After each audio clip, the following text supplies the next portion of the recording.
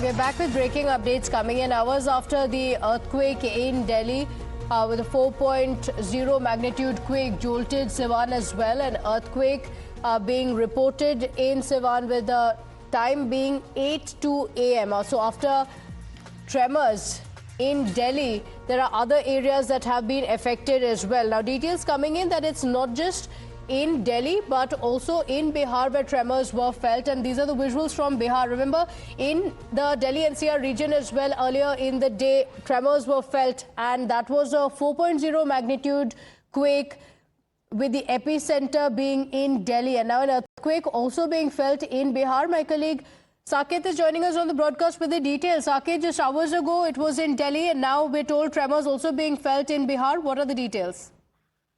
और देखिए, बिल्कुल दिल्ली में आने के लगभग 1 से 1.5 घंटे के बीच में ये झटके महसूस किए गए हैं बिहार के सिवान में। और सिवान चूंकि पटना के बगल का इलाका है, लगभग 150 किलोमीटर के आसपास पटना से दूरी है सिवान की। हालांकि पटना में ये झटके महसूस नहीं हुए, लेकिन सिवान में चूंकि एपिक सेंटर बताया जा रहा है कि सिवान ही था, वहीं पर 10 किलोमीटर अंदर जो है वो भूकंप के झटके आए हैं। और इसी वजह से वहां पर महसूस भी किए गए। जो सिवान के लोग हैं उन्होंने बताया भी कि वहां पर सुबह 8 बजे के आसपास उनको भूकंप के झटके मिले, महसूस हुए। उसके बाद चूंकि हालांकि इस भूकंप के झटके जो है वो काफी कम थे, इसीलिए बहुत कुछ वहां पर घटना नहीं घटी, किसी तरह का कोई हताहत नहीं हुआ है, लेकिन महसूस जरूर वहां पर किया गया है।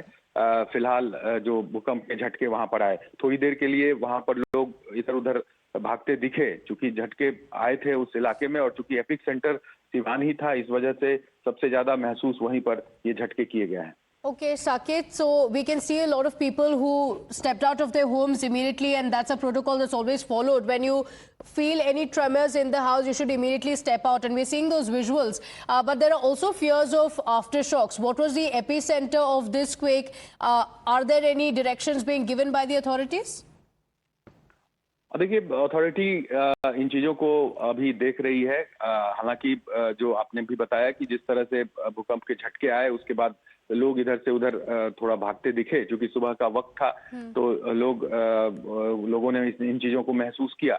लेकिन अब फिलहाल अथॉरिटी जो है वो इन चीजों को देख रही है। एपिक सेंटर सिवान था, और मेरे हिसाब से पहली बार ऐसा हुआ हो कि बिहार के सिवान में या इस तरह के जिले में ये एपिक सेंटर हो। वहां पर चूंकि नेपाल से ये पूरा इलाका सटा हुआ इलाका है, नेपाल पड़ोसी है बिहार का, तो ऐसे में नेपाल में हमेशा भूकंप के झटके आते रहते हैं। हो सकता है कि इसका इफेक्ट हो कि अब बिहार के अंदर भी, चूंकि बिहार भी सेस्मिक जोन 4 में आता है भूकंप के मायने से, तो ऐसे में खतरा निश्चित तौर पर बिहार पर भी भूकंप का रहता है।